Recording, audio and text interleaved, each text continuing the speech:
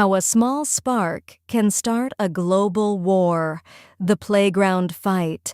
Imagine two friends arguing over a piece of candy. One wants the bigger piece and the other says, "No way." It starts as a small fight, but then each friend calls their other friends to help them. Soon, the whole playground is fighting. This is exactly how world wars start.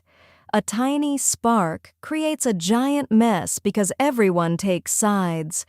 The first spark, World War I.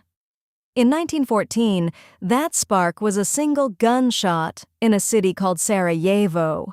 A leader named Archduke Franz Ferdinand was assassinated by a group who wanted to liberate their land from his country's rule. Because of this one event, Austria-Hungary declared war on Serbia. The domino effect countries often join wars because of treaties. A treaty is a formal agreement where countries promise to protect each other. In 1914, these promises worked like falling dominoes. Russia joined to help Serbia, Germany joined to help Austria-Hungary, and France and Great Britain joined to help their allies. This local fight quickly became World War I, a massive conflict fought in muddy trenches with tanks and airplanes.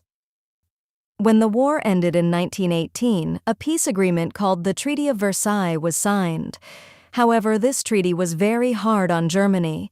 Germany was blamed for the war and forced to pay huge amounts of money, called reparations. This caused economic hardship, meaning factories closed and people lost their jobs. Germans felt a deep sense of humiliation and anger. They wanted a strong leader to restore their pride and power. The second explosion, World War II. 20 years later, that anger led to World War II.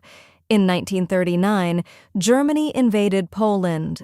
Because other countries had promised to protect Poland, the world went to war again.